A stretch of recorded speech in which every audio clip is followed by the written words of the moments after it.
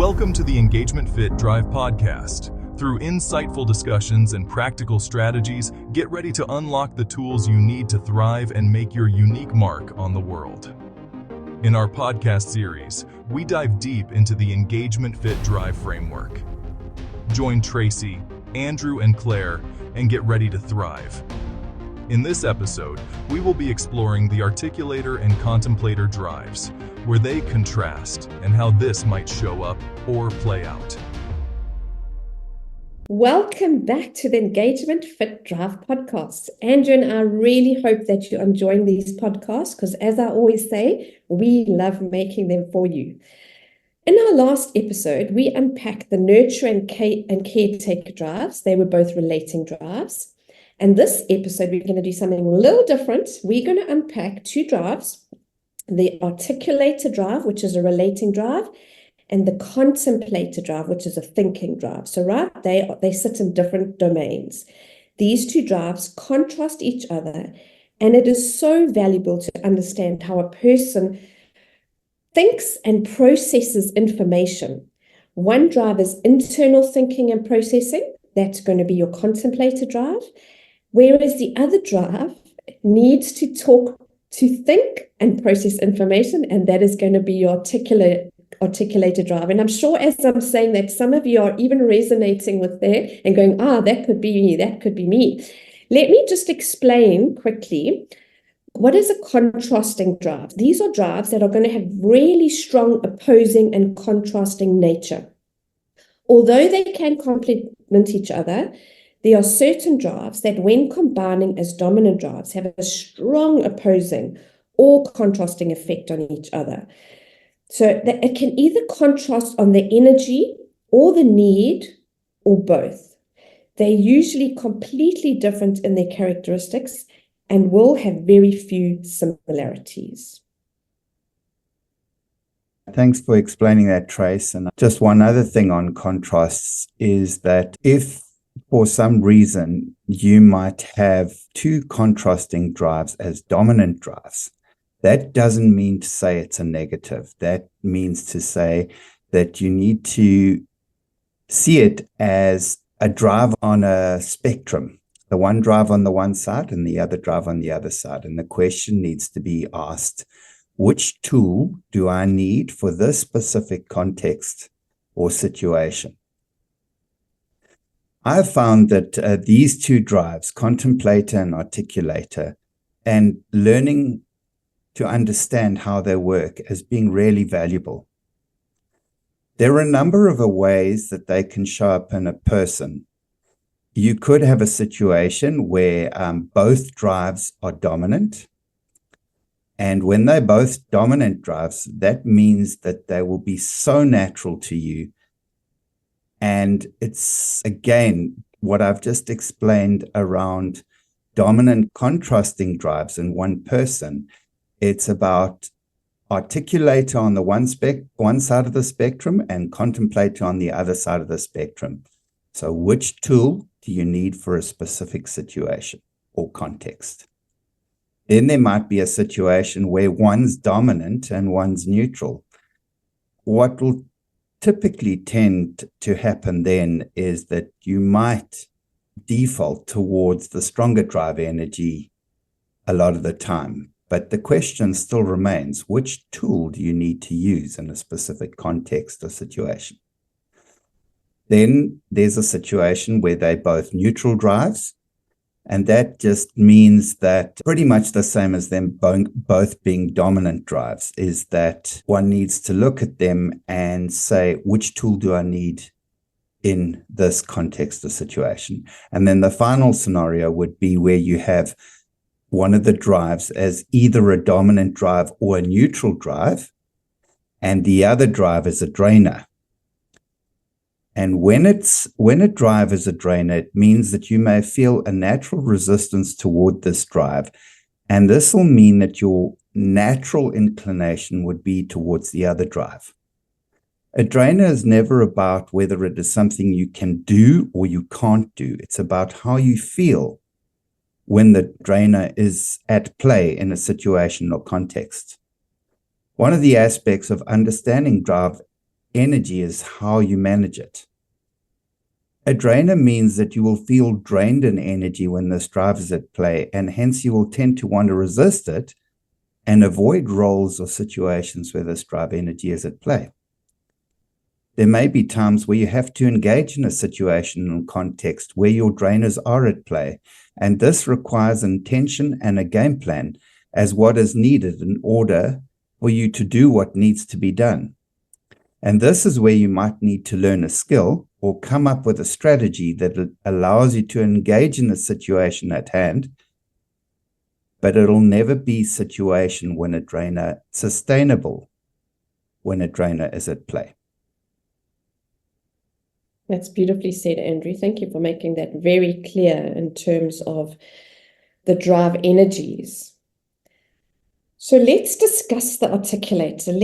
In its purest form, when I'm explaining the articulator, remember this is the drive in its purest form without the influence of any of your other dominant drives or your drainers or your neutrals. As an articulator, you may be very verbal, outspoken, and a natural communicator.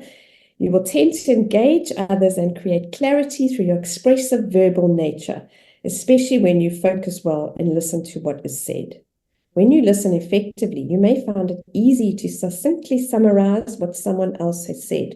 You will need verbal responses from others, and you may need to learn to be comfortable with silence. Be careful not to confuse this drive with the skill of communication, teaching, storytelling, or presenting. Although this drive mostly aligns very well with these skills, having this drive does not give you these skills, but rather the need to articulate and express your thoughts. You probably think aloud, and thus naturally you put words to your thoughts. Hence, you will tend to find it easy to find the right words to express yourself. So articulators don't have to think about what they're going to say because they're processing while they're speaking. It just rolls off their tongue.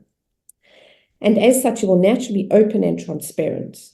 You may be highly expressive and love to interact and communicate. Articulators thrive in conditions where they can openly and continuously, this could be the draining part if it's a drainer for some of you, continuously verbalize their thoughts, because how many thoughts do we have a day? And articulators verbalize their thoughts and talk about everything they think and experience.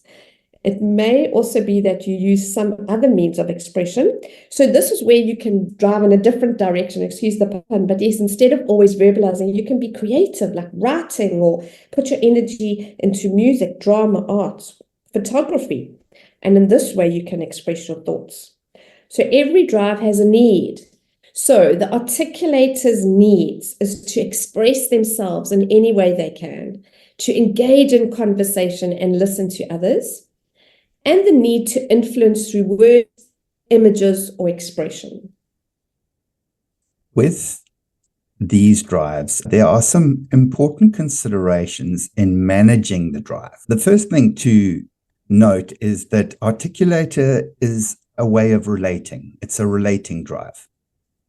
Your articulated drive and the need for expression absolutely needs to be linked to a skill and a platform of sorts. You need the space to express yourself, remembering that this requires skill. Communication is an art. Make an intentional effort to acquire communication skills and master the medium through which you communicate, through which you choose to communicate or express yourself. Remember, you don't only say what you think, but you also talk in order to think. And this can cause you to talk too much. While you have a need to soundboard your thoughts, summarize, and feedback, be aware that others may find this much talking draining. Learn to be briefer in your communication. This will also help you to make it more impactful and to avoid you losing the key message in and amongst all the talking. Let others know when you are thinking aloud versus when you are communicating something. This is important since processing is a thought process, which means that you are still clarifying what you're actually thinking about. If others don't know this, it can become very confusing to them as they may receive it as actual communication. So let them know by saying Something like, I'm just thinking aloud right now, or I just need to hear myself think. Be mindful of those you choose to soundboard your thinking with, especially if you need to process something sensitive or confidential. As an articulator, one thing you'll have to work on intentionally is at listening. Remember that listening is a key aspect of communication, and one that shows others that what they have to say is also of value. Be mindful of holding back your need to interrupt them and give them time to finish what they want to say. Then leave a pause before you begin talking. By doing this, you may make others feel more heard, and you will reduce their anxiety in the conversation because they won't feel the need to compete for the opportunity to speak. So for both Tracy and I, our articulator and contemplator drives are both neutral drives. But my contemplator drive is the stronger drive energy, and the same is true for Tracy. Contemplator is a thinking drive. As a contemplator, you may often seem to be in a world of your own thoughts, which may even disconnect you from everything around you. You probably love intellectual discussions or arguments and embrace deep thinking, philosophical discussions, and even meaningful poetry. You may need a lot of time to think and process, and therefore may not come to conclusions fast or respond immediately. However, when given time and space, you may come up with incredible thoughts, insights, and arguments that will add value to any process or discussion. You are probably an introvert who values silence and often needs time to be alone with your thoughts.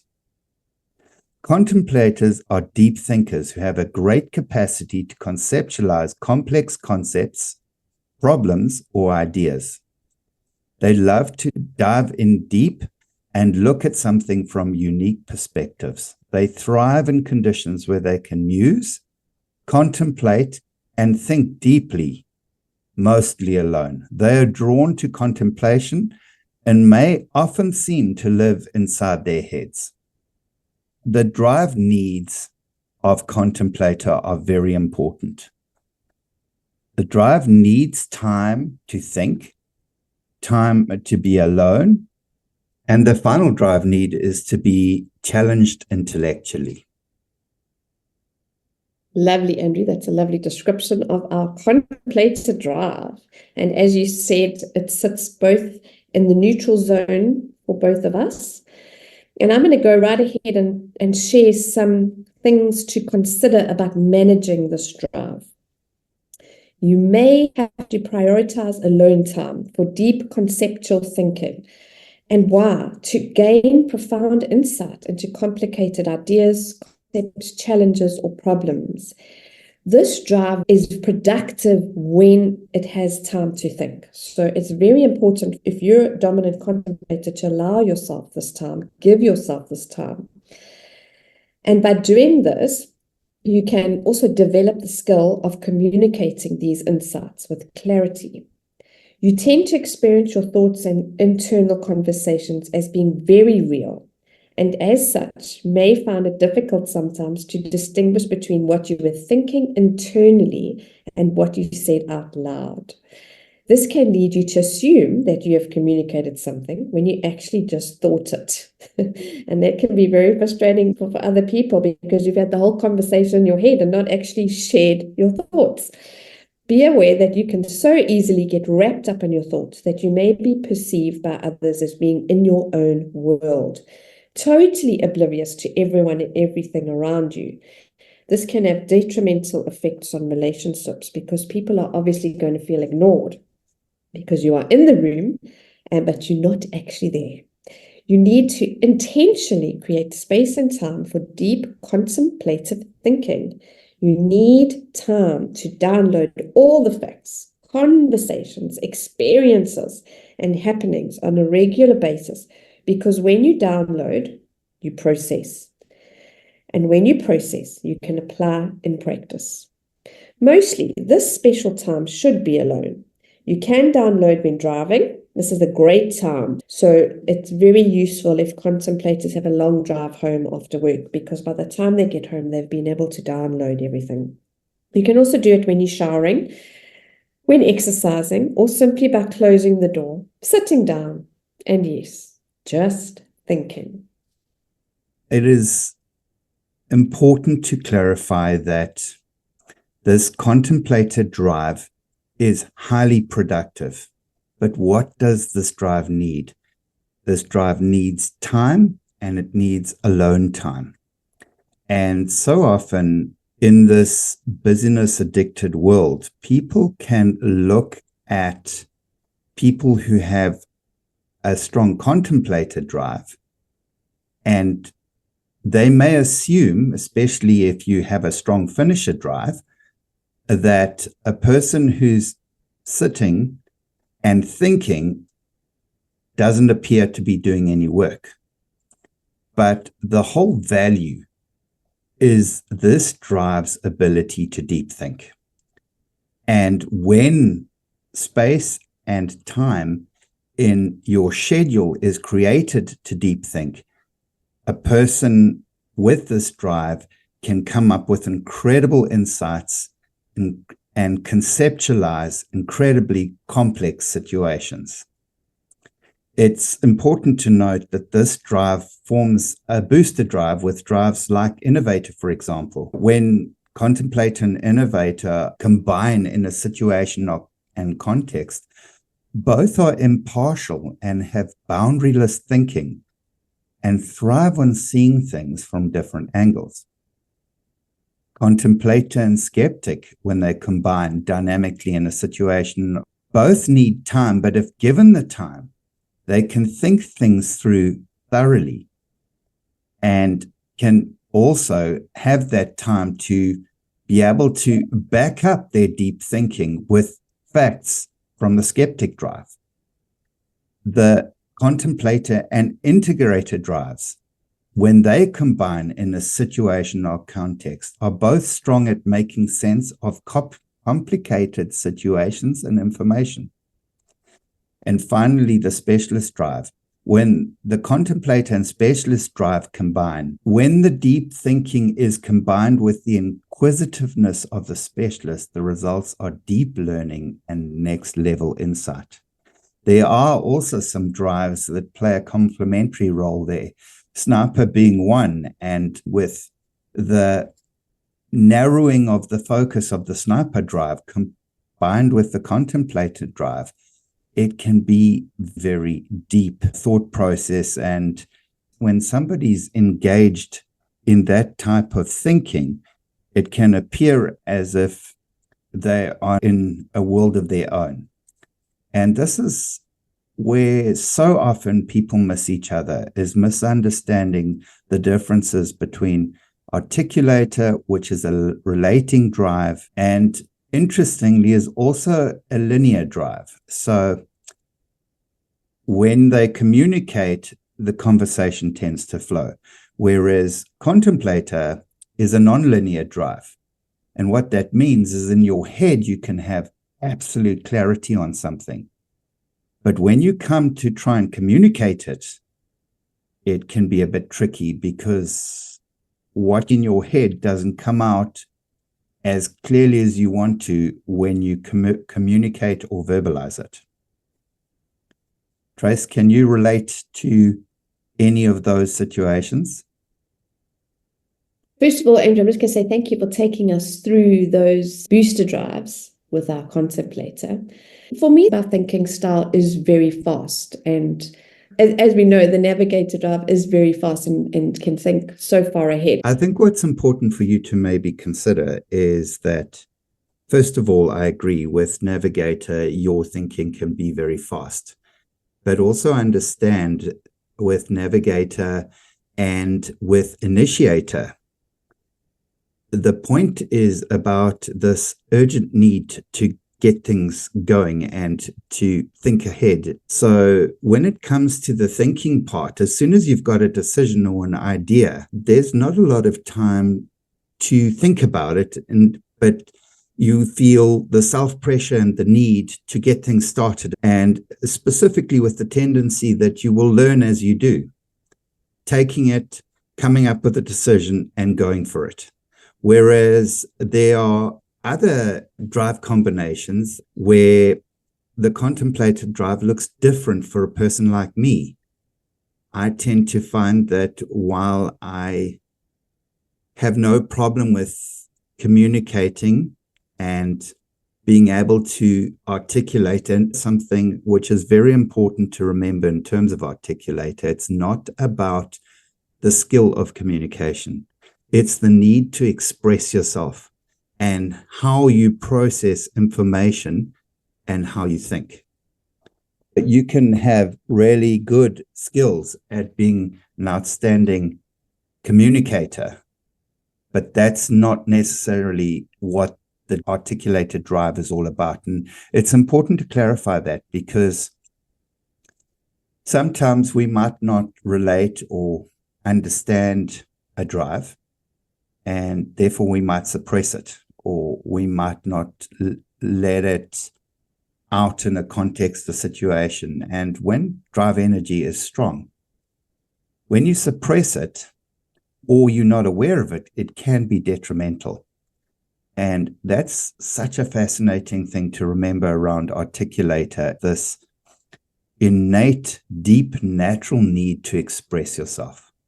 You have a message to bring. You have a story to tell. But that need to express yourself is something that you can't squash. It'll always be there. So there's very definitely a creative side to the Articulator drive.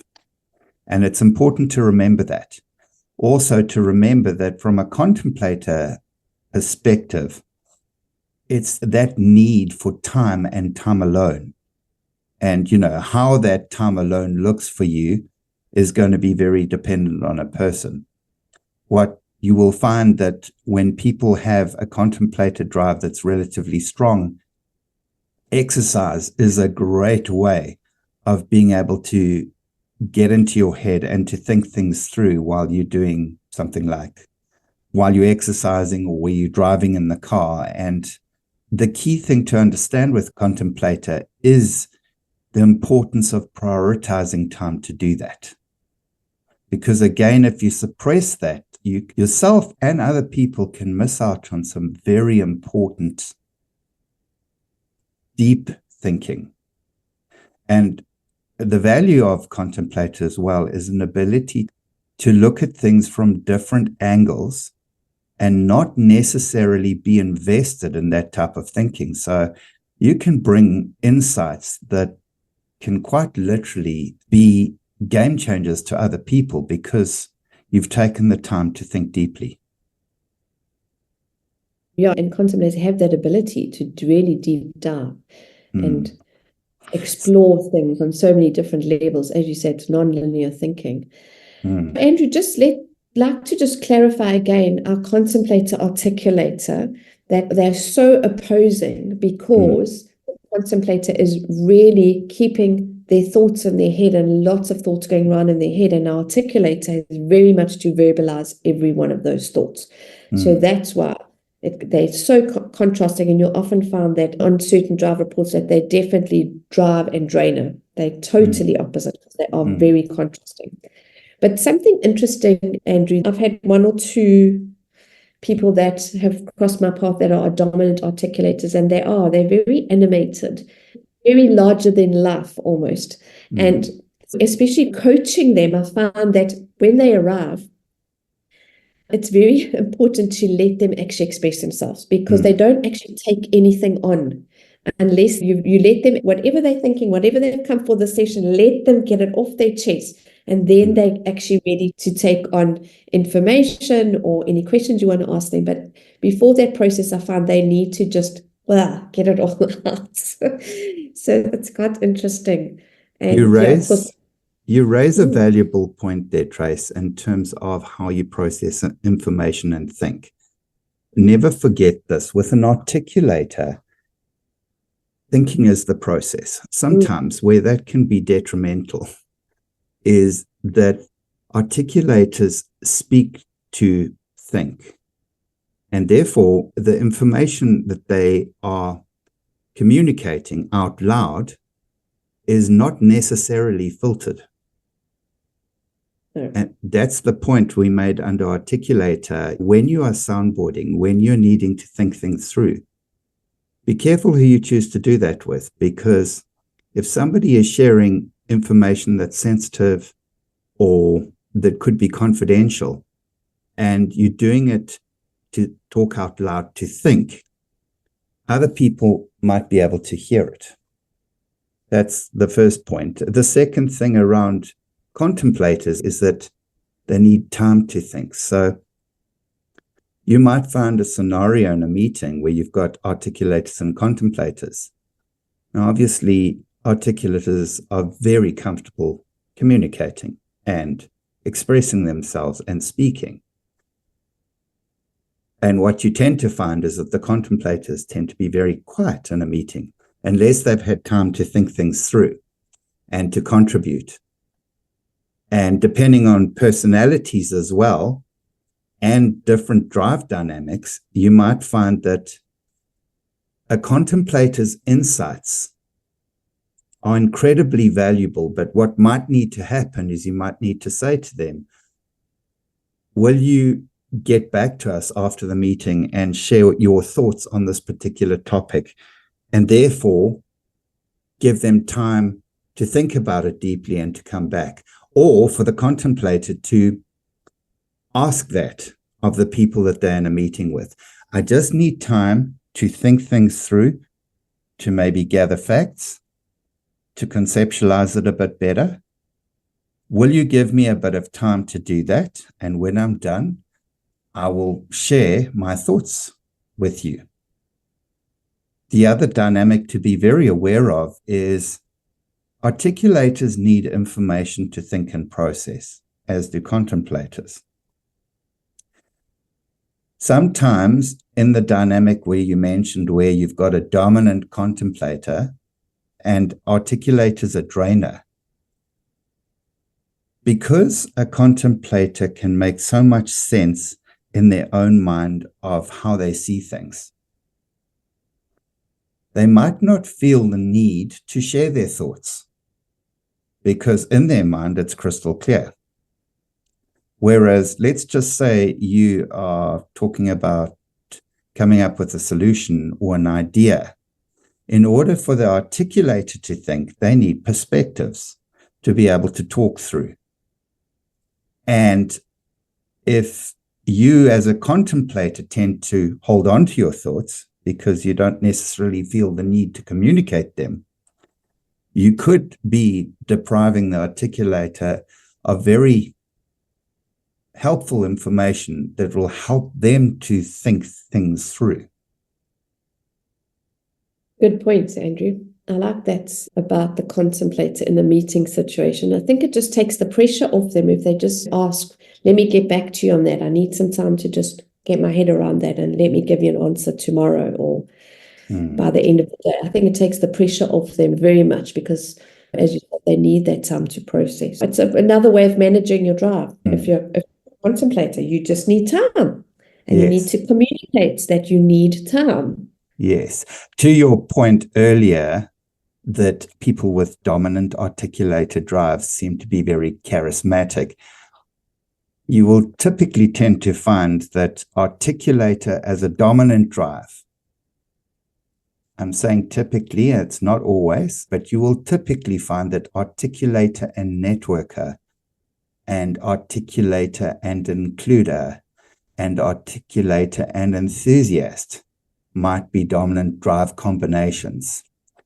And when those drives are booster drives, you will find people who are very socially confident, but for different reasons. Exactly. That's very true. Very true. That's lovely. Andrew, I think we've covered quite a lot in this episode. I think we've really delved deep into both these two drives, and we've even explained some of the booster drives. Thank you for listening once again. We really enjoy recording these. And we truly hope that they are valuable to you, and one respects that hearing something doesn't necessarily mean that it's transformational, and just to remember that the point is self-awareness and getting to know yourself better and being able to communicate in a language that other people understand, and learning to see the value of people who think, feel, and accomplish things in different ways than you do. We do hope that this has been valuable.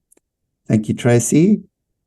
Thank you. And if you haven't done your report yet, just type Engagement Fit in your browser and it'll take you to the place where you can do your very own Engagement Fit Drive report. www.engagementfit.com. Thank you for joining us for this episode of the Engagement Fit Drive podcast. We hope you gained valuable insights that will empower you on your path to self-discovery and fulfillment. If you would like to discover your dominant drives, head over to engagementfitdrive.com and take the drive assessment. Remember to subscribe and share this podcast with anyone who is ready to unlock their full potential. Until next time, keep engaging, keep thriving, and keep driving towards a life filled with purpose.